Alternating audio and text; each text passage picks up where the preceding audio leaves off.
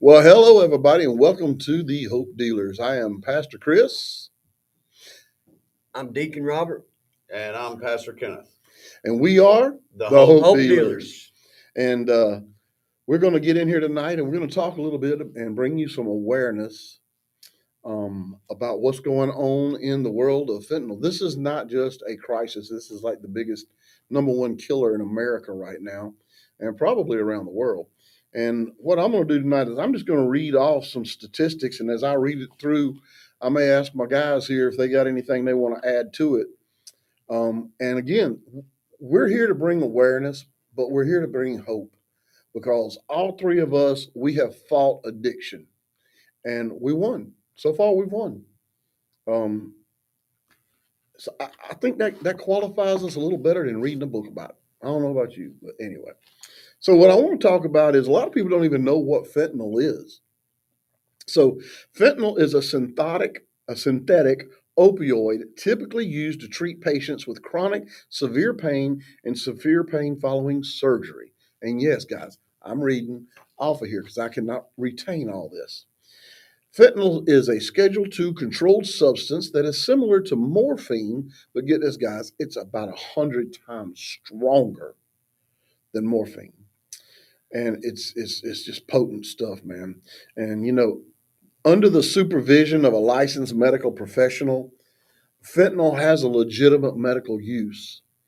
Patients prescribed fentanyl should be monitored for the potential of misuse. I will say that. As an ex addict and someone who's had, I think I've had right at 18 surgeries now, 19. If they give me any kind of painkiller, it goes straight to my wife. And I say, baby, put this up, give it to me when I'm supposed to have it, and don't let me know where it's at because it's so easy. It is just so easy to backtrack. But guys, when you hate your addiction as bad as I did and I do, you don't ever want to go back there. Now, fentanyl. It's illicit fentanyl and primarily manufactured in foreign secret labs. And it's smuggled into the United States through Mexico mostly and is being distributed across the country and sold on the illegal drug market. And fentanyl, here's what I want the most awareness. Fentanyl is being mixed in with all other illicit drugs. And they're doing it to increase the potency of the drug, and it's sold as a powder. And it's also sold as nasal sprays and increasingly pressed into pills made to look legitimate as the prescription opioids. You can get a pill and it looks exactly like an oxy and it's 100% fentanyl. You can get a Xanax that looks exactly like a Xanax, 100% fentanyl. And what really is ticking a lot of people off is they're even melting this stuff down and spraying it on marijuana. So I've had guys in my prison ministry that have overdosed from smoking weed in the prison because it was laced with fentanyl. Guys, they're not playing. This is bad stuff.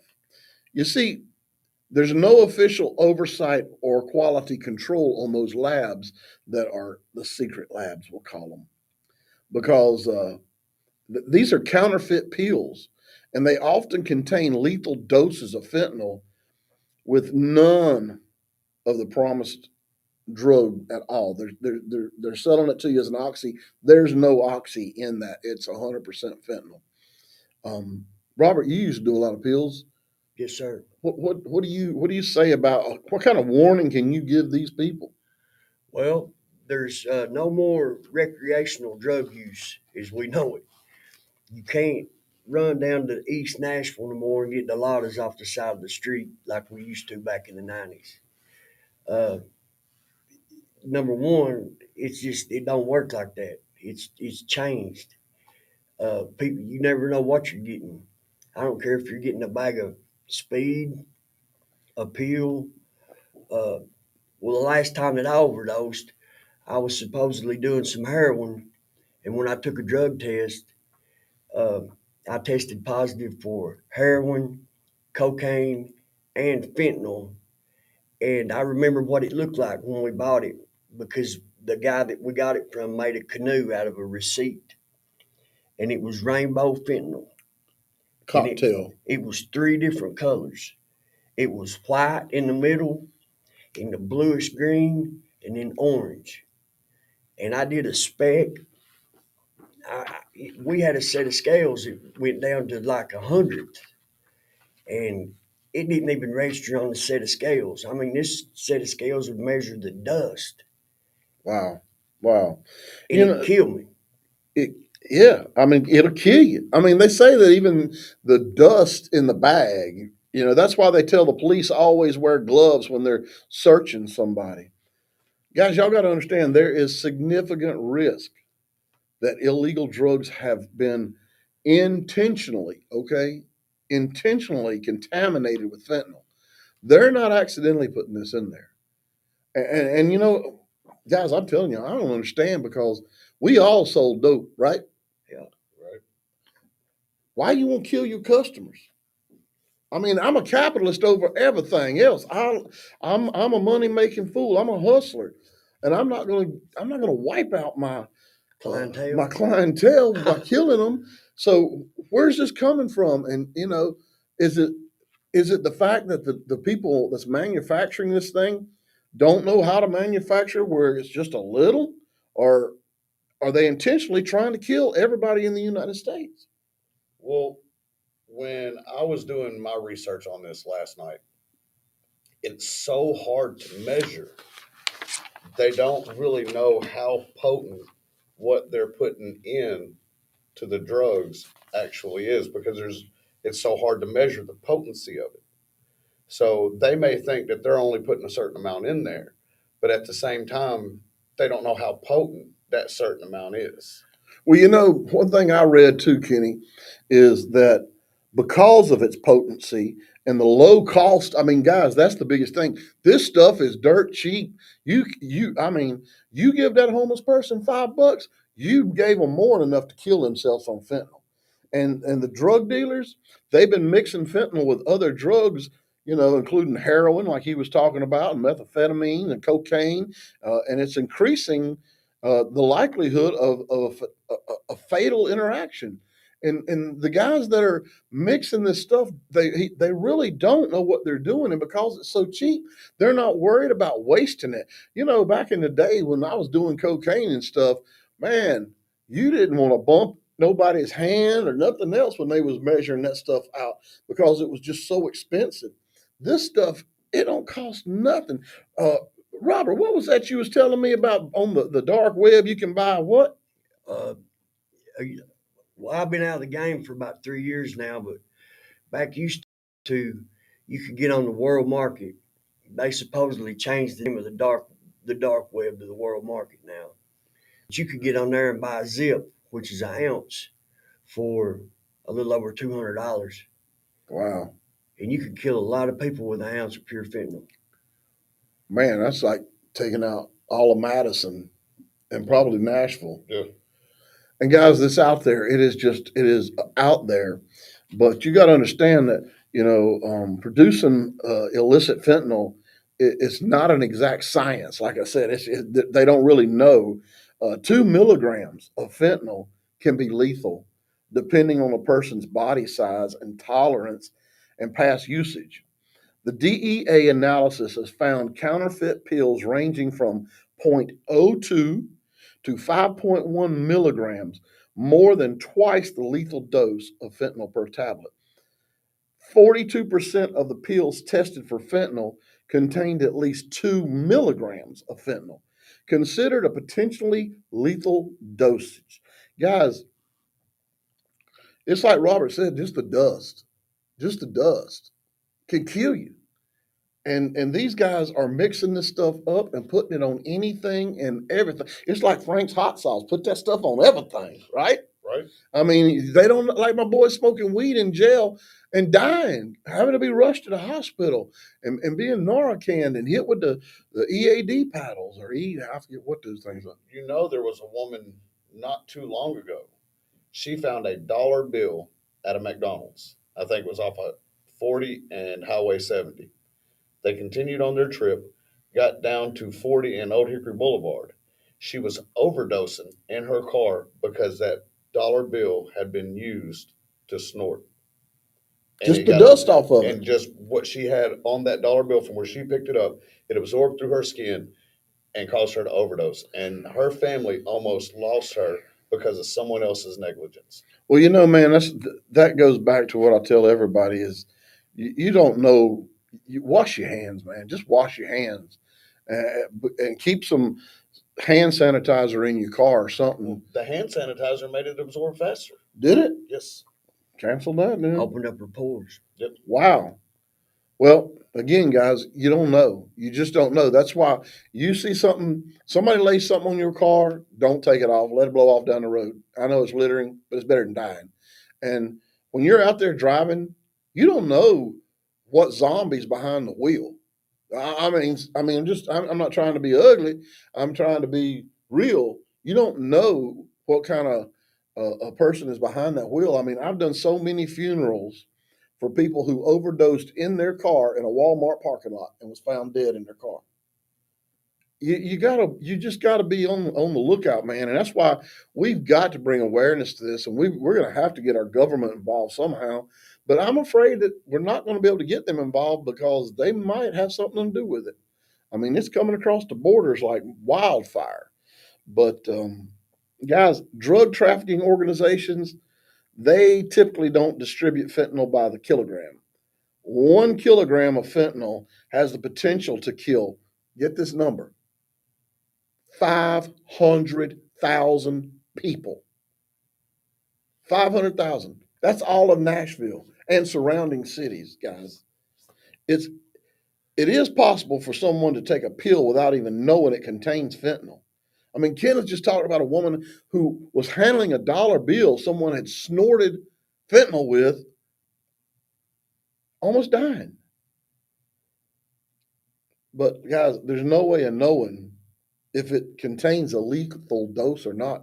Every time, guys, if you're out there and you're struggling with this addiction, know every time you use fentanyl in any form, it's like Russian roulette.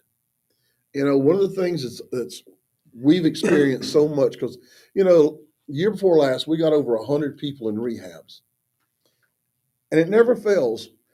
We get them set up for rehab, they're ready to go, and everybody wants to go out and get that one last high. And sometimes that one last time really is one last time. It's crazy, guys.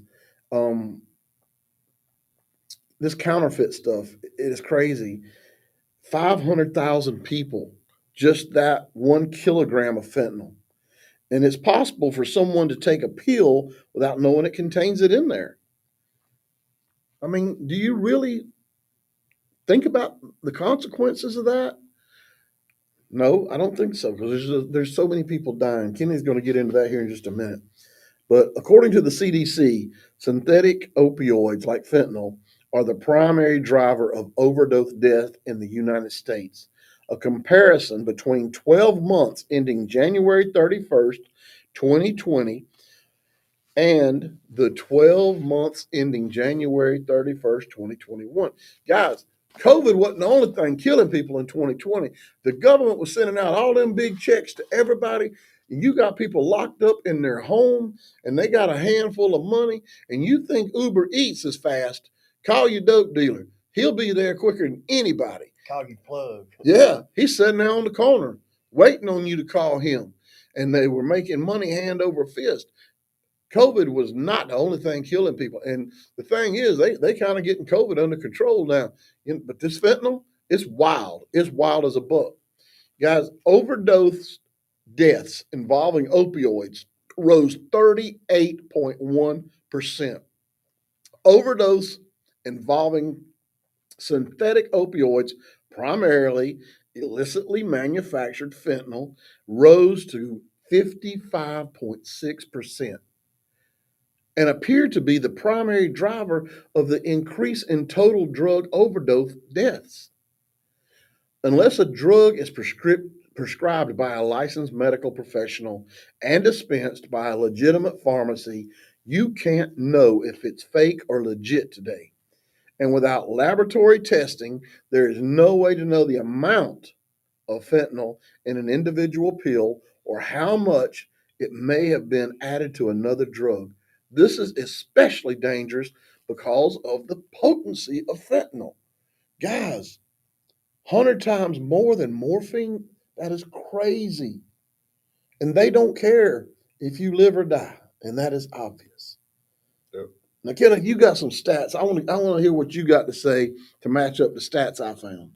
All right. So, like Pastor Chris said, uh, it is 100 times more potent as morphine, and it's 80 times more potent than heroin. It was approved by the FDA in it's about the 1950s, 1960s. But since 2020, we'll start in 2020, just the past 4 years, there's been 70,029 deaths in 2020. In 2021, there was 80,816 deaths from fentanyl. 2022, it rose to 83,654 people. And in 2023, there's 112,323 people. In 4 years, that's 346,000 people, 822. On average, that's 86,705 people per year. That's 238 people per day. That's 10 people per hour. That is one person every 6 minutes overdosing from 200 millimeters. Now, guys, just to break this down, it's going to be hard for us to catch on camera. When I was studying this last night, it said 200 milliliters What you kill is you? equal to 15 grains of salt. That right there. That little white corner. I'm going to have to put this in front of my shirt. Can you zoom in on that?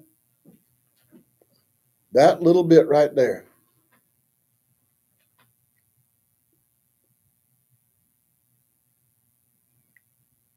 That's okay. It's all right. Kind of just shows you. That's more than 15 grains of salt. You ever tried to find 15 grains of salt, pick them up individually? It's more of probably about 30 grains of salt in there. That's 2 lethal doses of fentanyl. Man. Now, Pastor Chris, when we were talking about this, I told you I wasn't well versed in fentanyl. I was, but I am. I did go through addiction, and off of my research, what I found was it's pretty hard to pick up 15 grains of salt. I can't imagine what the people are thinking who are manufacturing this. It's pure evil. It is demonic. It's the devil's breath. Well, Robert, you said it. There is no more recreational drug use. No, we can't just go get a pill, get high. It You don't can't work even, like that. from the sounds of it, you can't even go get a bag of weed and get high anymore. You can't. I mean, it's. Not unless you get it from the dispensary. What do you think about all this? I think it's the very essence of the devil to steal, kill, and destroy. I've had so many friends die, you couldn't put them in this room. I got a friend I call every so often just to see who's died at home. Mm. It's out of hand. And I know why they do it. I know why the dealers do it. They do it because they can get the cut cheap. See, cut used to be baby laxative, Mm-hmm. used to be vitamins. Well, they can get this potent cut now, Fentanyl. yeah, and make their dope go further. They can stretch a key out, and it's killing people. And they don't even know how much they're putting in there. No, They don't have a clue. and the potency depends on the person's tolerance.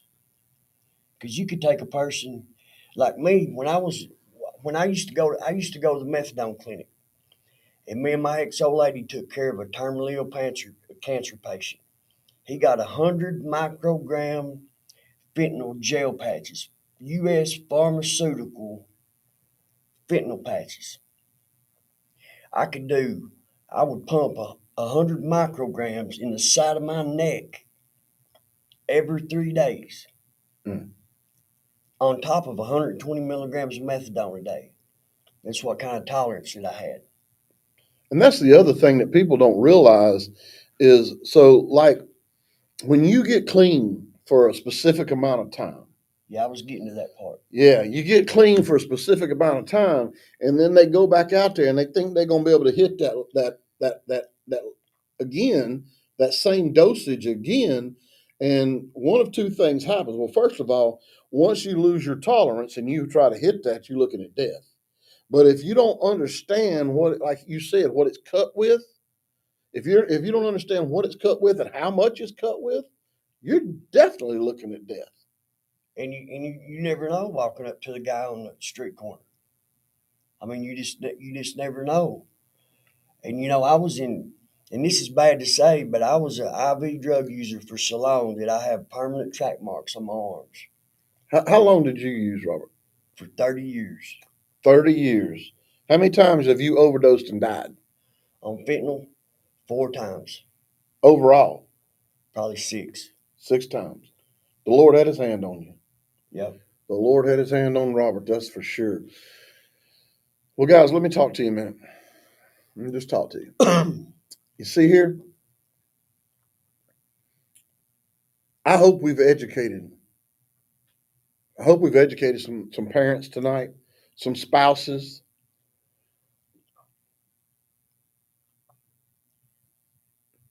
This stuff is going to kill your husband or your wife. This stuff is brutal. It is brutal. And we're here to bring hope. And if you see across the bottom of that screen right there, Brandon, bring that camera up a little bit on the close-ups. Yeah. You see that on the bottom of the screen right there. There's our phone number. There's our new email address. If you or somebody you know is having a problem with this and they want to get help, call us and let us see if we can help you get in somewhere or help them or even educate the parent or the spouse on ways they can make sure that you're helping and not enabling, because there's a very fine line between helping and enabling. We're just here to try to bring the awareness to just how bad it is and how little can take your life. And guys, it don't have an age. Your kid could be in the 7th grade and get a hold of fentanyl. An Adderall. He could get a hold of a fake Adderall. Yes, the fake Adderall, because they don't know no better, you know. So let them watch Hope Dealers, and maybe we can educate them too. You have an intervention. You go in and have an intervention with the person. Play some of this for them. We're going to be having some testimonies on here of people who have been through it, possibly people who are still going through it, so that they can give you guys some advice. But I'm going to tell y'all, we are not going to be like these other addiction podcasts. We're not going to get on here and use profanity and curse, because we have seen the difference between a faith-based rehab and a non-faith-based rehab, a secular rehab. Again, addiction is not the problem. Addiction is the result of a problem, and we need to be able to help. But the only thing that'll ever truly help is them having a relationship with Jesus Christ. Amen. Kenneth, You know, tell them about that part. I'm glad you brought. I was just about to ask if I could jump in here. I had when I got sober, or after I got sober, I've had a lot of people ask me, because I know a lot of people who don't believe in God because of my past in the haunted houses. And they'd ask me, well, don't you think it's just a mindset that, now your mind knows that you can be sober? No. And the reason why I say that is because I tried time and time and time again to get sober, and it never worked. It didn't work until I got God. God is what's kept me sober. Why? How did God keep you sober? I'm just playing devil's advocate. I think it's Romans 12:2. Do not be conformed to the ways of the Yes, sir, it world, but is. be renewed in the mind. I'm preaching on that tomorrow night. Nice. Oh, Brother Buford. Yep, Brother Buford. Robert, how did Jesus keep you from doing it? He, well, I tell you, there's a Bible verse. I can't remember. I think it's in Matthew or Luke, and it's just like when you. It says, "When you've done this to one of the least of these, you've done it unto me." Right? So every time, and I mean, I don't even think about using a needle anymore. I mean, I detest that. It turns my stomach. But I still have a heart for people that do, Right. if they want help. Well, that's like, when I was in Team Challenge, they made us go out and give our testimonies. I mean, like all the time. And when I worked with Team Challenge, it became my job to take the others out.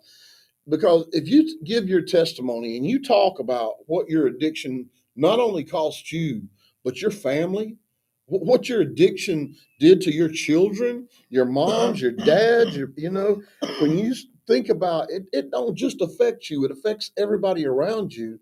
You begin to hate your addiction. You hate it. You despise it.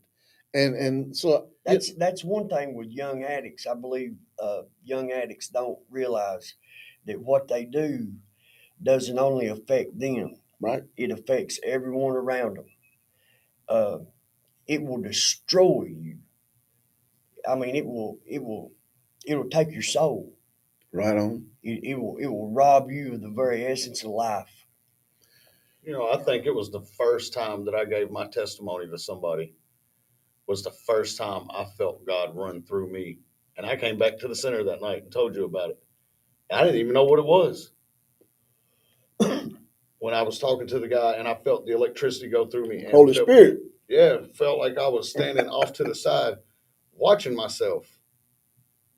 And that was you can't buy that feeling. No. And there again, once you have that personal relationship with Christ, and once you fall in love with Christ, many a time I've told y'all, when everybody, Brother Buford came to me, he's like, "Hey man," he's like, "You got an intimate relationship with Christ?" And I'm like, "Whoa, dude, that's freaky, man." Because I thought of intimacy as sex. That was just the bottom line. I thought an intimate relationship involves sex. Yeah. Because the old people used to ask you, "Are you and her intimate?" You know, but it ain't. Intimate is love, falling in love, and when you fall in love with someone, you don't want to hurt them. So when someone leads you to Christ and they help you to fall in love with Christ, that changes the game. Because it's like my 18-year-old sent me or put it on his story on Instagram today, and it was the beaten, crucified picture of Christ. And it said, if he was sitting beside you, would you do it? And that's what it boils down to. And that's what I used to ask people all the time. Would you stick that needle in Jesus's arm? No, I don't think so. No, Would you pour that bottle of whiskey down Jesus's lips? Nope. I don't think so. And this is our temple. And if God lives inside of us, right? Right. we grieve the Holy Spirit when we do it. We would not do that to him. Jesus don't want to live in no crack house. So we got to clean the house up for him. So guys, that's just a little testimony to go with what we've educated on tonight. We hope you've enjoyed tonight. Again, if you know somebody that's out there struggling, fighting that oppression of addiction, please call us, email us. If you got questions on tonight's episode, please send us an email, and Kenneth's going to be checking them, and he's going to bring them to us, and we're going to discuss it, and we will try to make that a topic for one of our podcasts. So, guys, remember, God loves you. We love you. Ain't nothing you can do about it. Peace.